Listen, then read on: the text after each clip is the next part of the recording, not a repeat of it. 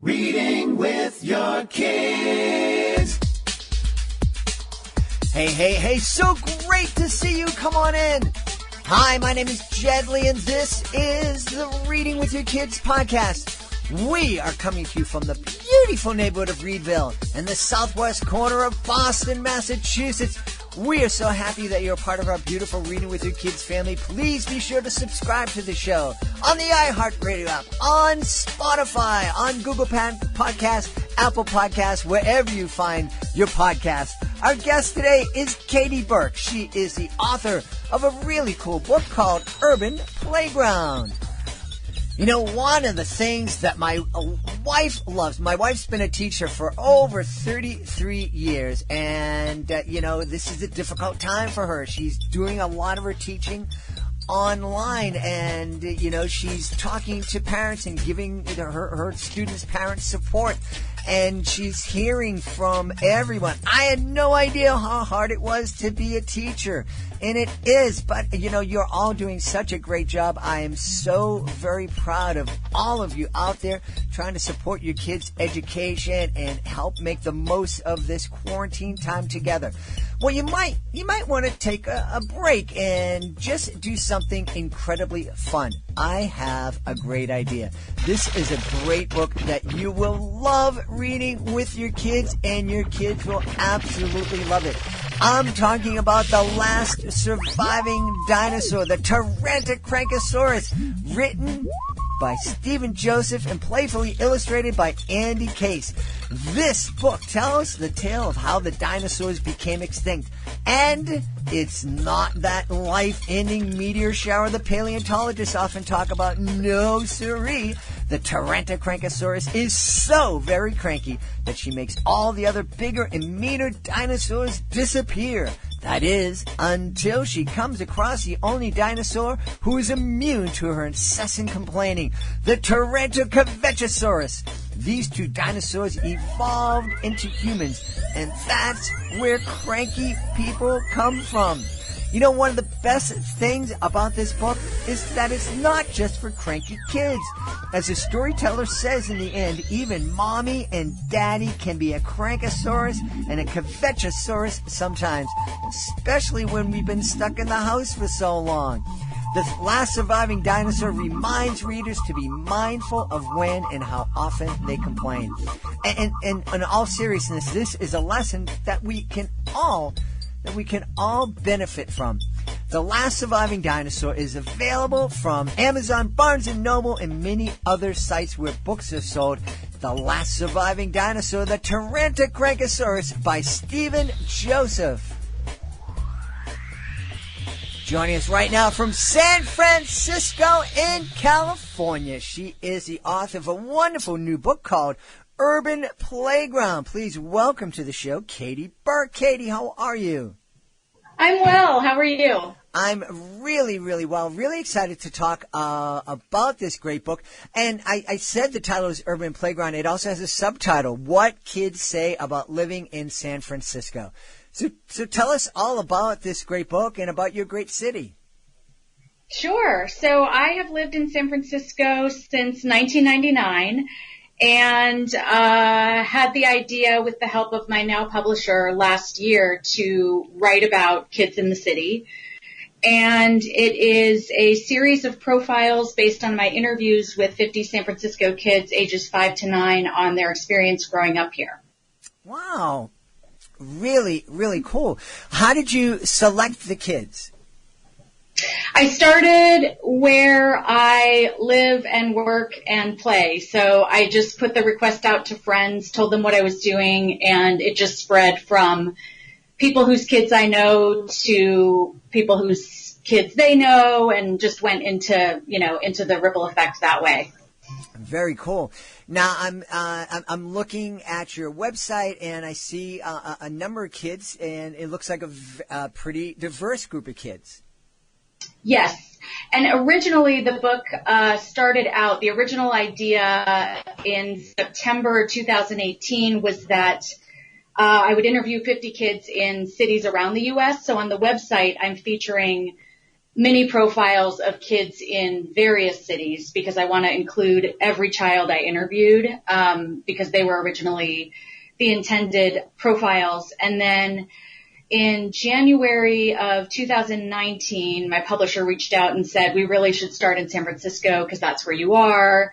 And so I'm just including those kids on the website, and including also the San Francisco kids who are in the book. Mm-hmm. Now, how many kids from San Francisco are telling us about their city? 50. 50. That is a cross-section of kids. And the ages? What ages are we talking? 5 to 9. Wow. What was it like for you to interview 55 to 9-year-olds? It was really fun. I found that with the 5-year-olds, it was a lot of play and talk and, 20 minutes of that for one question kind of thing. So those interviews tended to be longer and really playful and fun and, silly, quirky answers. And then as kids got, as I interviewed people closer to 9, it was a lot more kind of, I got the feeling sometimes they were trying to give me an answer that they thought was right. So I would work with them to try to get them to understand, you can say anything. It's really, what you think and feel and what your experiences are. So it was amazing to me how just in that short range of, I guess it's a 5-year range, 5, 6, 7, 8, 9, how very different it was based on how old the child was. Yeah. Now, a lot of families, a lot of people listening, either, forget when their kids were 5 to 9 and the differences, or, they just weren't kind of aware, or they still have kids who are young and they haven't gotten to 9. Can you talk a little bit about what it's, a 5-year-old and a 9-year-old? They're very, very different creatures. They have a very different perspective on the world. What differences did you experience? I experienced that pretty much, I would say 5 to 7, for the most part, kids tended to be pretty uninhibited. 5 was across the board, quite uninhibited. And 9, almost across the board, I would say, 8 to 9, much more, obviously, sophisticated by leaps and bounds just in those few years. But yeah, very almost, I didn't prepare any child. If parents asked, what is the child's topic going to be? I didn't tell them the topic in advance because I didn't want, rehearsed children. Mm-hmm. There are 10 themes in the book, so any given child could have had one of the 10 themes as, of the questions I was asking would be based on that theme. So the only ones who really knew what it was going to be in advance were when I got toward the end and I needed to fill a child for sports, for example, because I was looking for kids who were really particularly enthusiastic about sports, but otherwise, or pets, or, something where they needed to actually be in sports or have a pet. But for the most part, I didn't prepare them, but it was amazing really at all ages how kids sounded like they'd been preparing and they never ran out of things to say regardless of the age. But for sure, 9 was more looking for what they thought I wanted to hear, whereas 5 was, I was going to get whatever I got and it was fun and silly and outrageous most of the time. Well, if you had interviewed my son when he was 5 years old and started the interview back in 2018, it would be continuing to this day. Yeah. Yeah, I had to cap the interviews at an hour. So, not every kid went up to the hour, but for sure most of the younger kids did because of what I said before with, for every 20 minutes of play and looking at something in their room and all of that, they'd give me an answer to a question. Well, I grew up in Boston, so I grew up in a city. I think there are a lot of people out there who really don't have an idea of what it's like growing up in a big city like Boston, like San Francisco, Los Angeles, New York. What was the overall impression? Did kids love living in the city? Did they feel they were missing out on something? Did they feel that they were luckier than kids who live out in the country? It was across the board. There were some kids who definitely did not feel luckier than kids in the country because they've, traveled to visit relatives or to go to second homes or just a vacation spot in something, some less populated area. And some of the kids, who, some identified as introverts, some you could just sort of tell, really felt like the city was too loud for them. And, when they grow up, they want to live someplace quieter. Others definitely felt grateful to have the urban experience. For the most part, though, even if they traveled to other places, it wasn't so much a comparison unless they didn't want to live in San Francisco or a city. If they liked living there, they also loved to travel to other places. But a lot of people, if they wanted to stay in San Francisco, it was because they want to live with their parents forever and ever, and in some cases in the same house. So whether they have an appreciation for it, a lot of kids I talk to do travel to other places, but I would say they were really only comparing if they wanted to get out. Yeah. Now, when you're talking to kids, and I imagine one of the things that you'd ask them is, what do you love most about living in the city? Did any of those answers surprise you?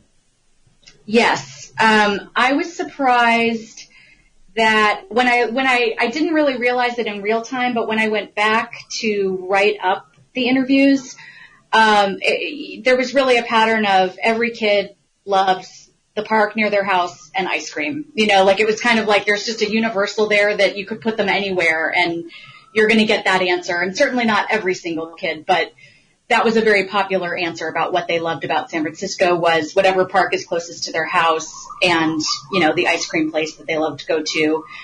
And in terms of other surprising answers, I guess I wouldn't say this surprises me because this is how kids are, but it was just funny how some kids, we're in this multicultural city where there's no end to the number of museums and parks and really interesting cultural places kids can go.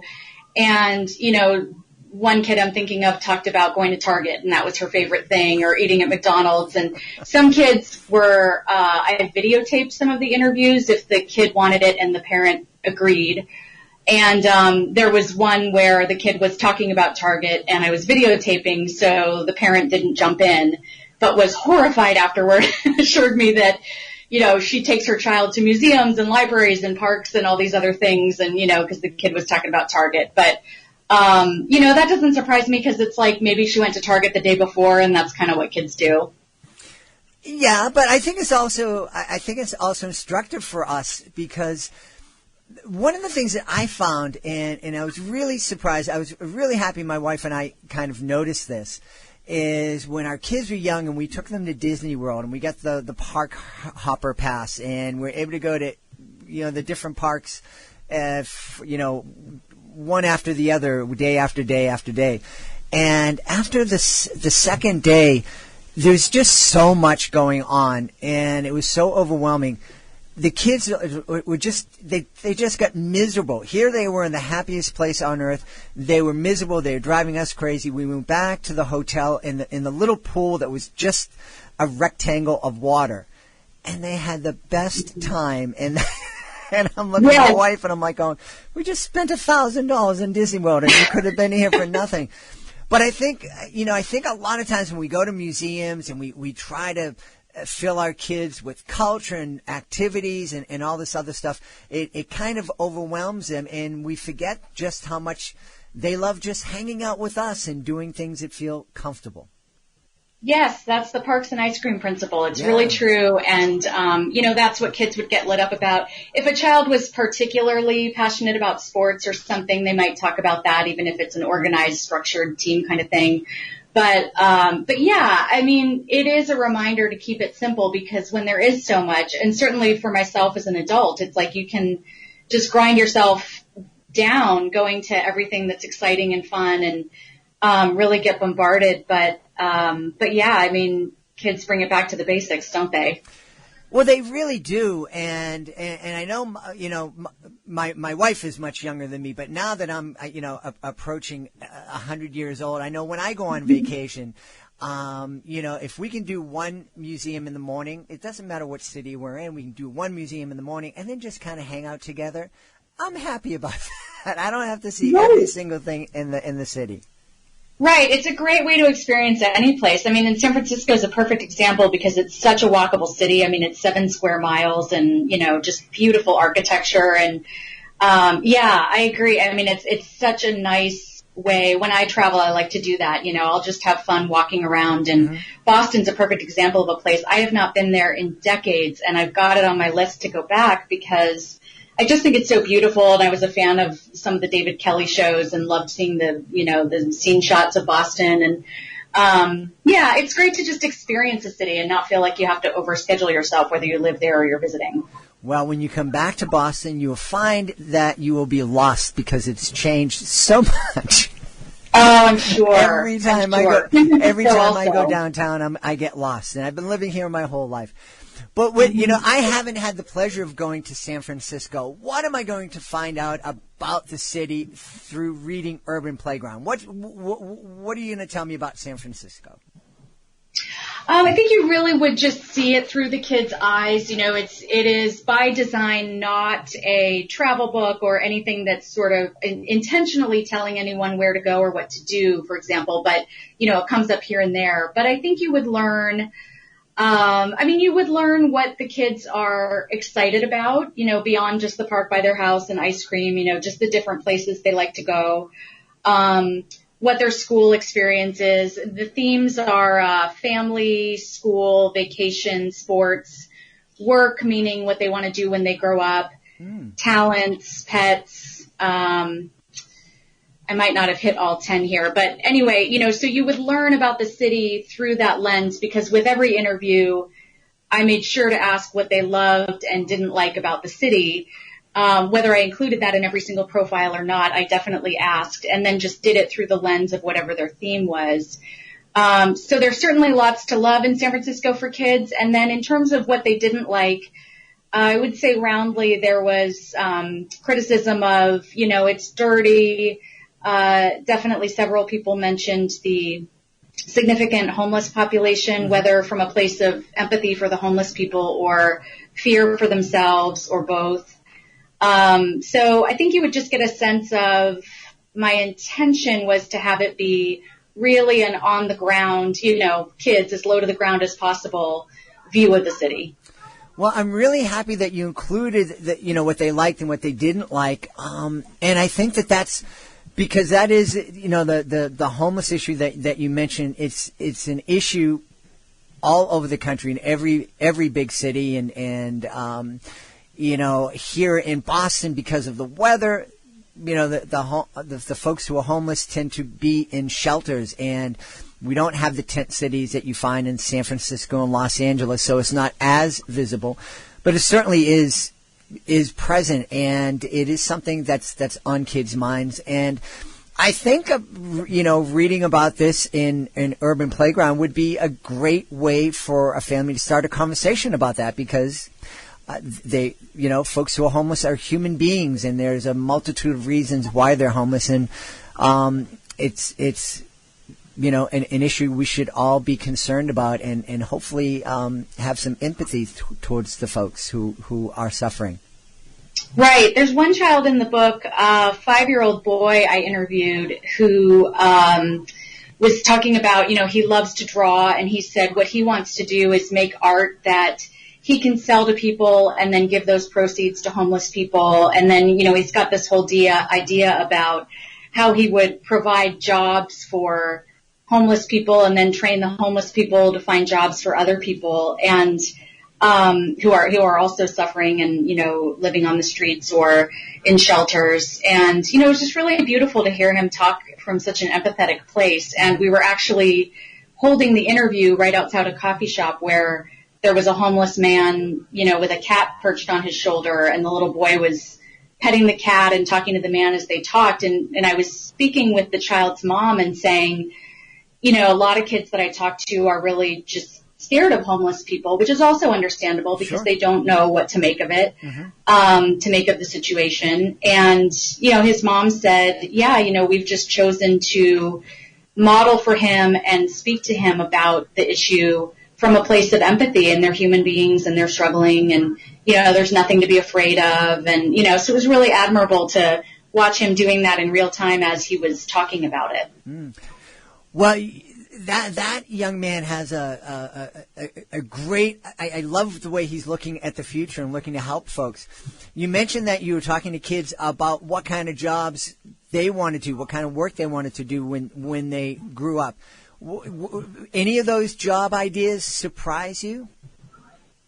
They just, I wouldn't say surprise so much as it's almost like you'd see it on a Saturday Night Live skit. One kid was really savvy about tech, and he was really kind of, he said, I'm going to be an inventor, or I'm going to be, I think he said, is it like a tech analyst, or, something just really sophisticated. And this is an 8-year-old kid who is working on the weekends in farmers markets as a cashier just because he wants to, just like really that level of sophistication. Or there was a little girl who wanted to be an archaeologist, and she was talking about dinosaur digs she could do. And so it was just fun to talk to kids about, for the most part, they were very, very clear and very specific about what they wanted to do. It wasn't just sort of teacher, police officer, kind of the basics. Those were in there too, but just really specific professions that they were interested in pursuing. So important. And again, what a great way to talk to our kids about having dreams. So many studies out there tell us that kids who have dreams are happier, they do better in school, and what a great way to kind of get kids thinking like that. If they're not already thinking about the future and thinking about their dreams, reading Urban Playground together and talking about that would be a great way to start that. Yes, exactly. And there were a lot of parents who told me, it was up to the child and the parent whether they wanted the parent to be in the room or listening in or whatever. And some did, some didn't. But the ones who listened, almost every single one said to me afterward, I had no idea that, she or he was thinking that, or, whether it's about the future career or whatever else it is. And, I heard them talk about it years ago, but I didn't know that was still on their mind. And, so it was fun to have parents say that to me and feel like that's really what the book is about, is that, and that was exactly my publisher's idea when we were talking about the concept, was that parents would sit down and read these profiles with their kids, or any significant adult with the kids in their lives, and go through the profile. And then each profile has 5 questions following it that are, questions for reflection based on what the child said in their interview. And so it was nice to have parents say to me, I had no idea, because that's the hope, is that, kids will read it with their significant adults, and the adults will learn something about their kids. Yeah. Now, you mentioned at the top of the show that you interview kids from all around the country. Are we looking to do urban playgrounds in different cities? Yes. The original concept was that it would start in cities around the U.S., and I originally was much more I took a much broader view of what a city was. I remember thinking, well, if it's 100,000 people or more, let's call it a city. And then, I started interviewing kids and thought, if it's really about the urban experience, then some of these places that are probably very big for the states they're in don't really give you that same perspective. So then I decided it would really be urban centers. And then I got the call from my publisher saying, we're going to start in San Francisco.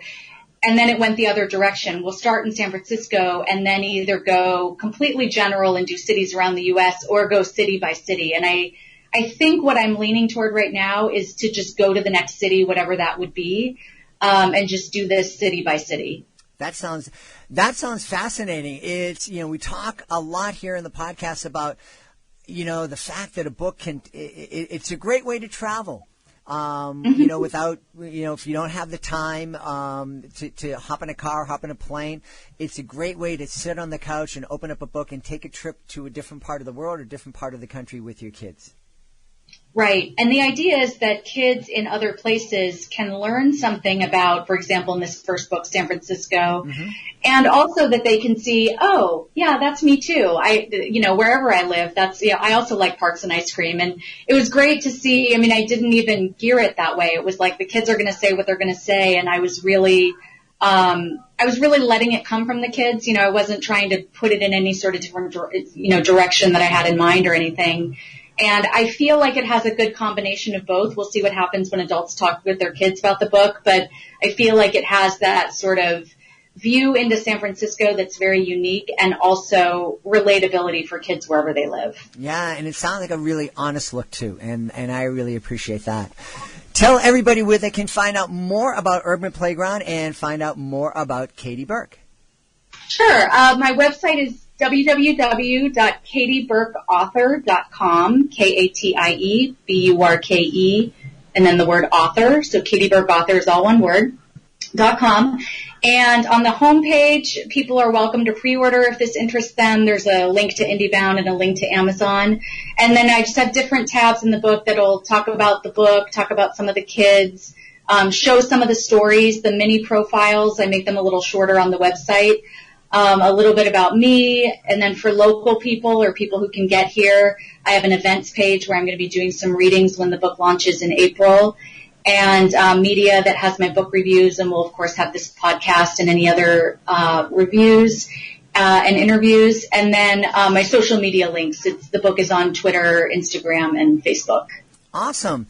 Well, we've had a great time speaking to the author of Urban Playground. Her name is Katie Burke. Katie, thanks so much for being with us. Thank you so much for having me. Please be sure to join us for the next edition of the Reading with Your Kids podcast. Our guest will be Brendan Kelso. He is the author of a fantastic series of plays. They're called Playing with Plays. And he takes classic plays like the works of Shakespeare and makes them accessible for kids. It's a really, really fascinating series, and you don't want to miss it. We want to thank the folks who made today's show so very wonderful. First, we want to thank our guest, Katie Burke. Be sure to check out Urban Playground. I also want to thank my amazing team. I want to thank my producer, Fatima Khan. She is amazing. Check out some of the blogs that she has written over the past couple of years at readingwithyourkids.com. I want to thank my author, Ambassador Peggy Cotto. If you would like information on our Reading with Your Kids Certified Great Read program, be sure to check out readingwithyourkids.com. Click on the Author Services button. You can get in touch with Peggy that way. You can also get in touch with Peggy by sending her an email, peggy@jedlie.com, and Jedlie is spelled Jedlie. I also want to thank my beautiful wife for all the support she gives me. I want to thank Augie the doggy for having my back here in the studio. And most of all, I want to thank you. Thank you so much for taking the time to join us today. Thank you so much for taking the time to read with your kids, not only during this quarantine, but throughout the year. It really, really makes a difference. You're making the world a better place. I'll be looking for you in the next edition of the Reading with Your Kids podcast.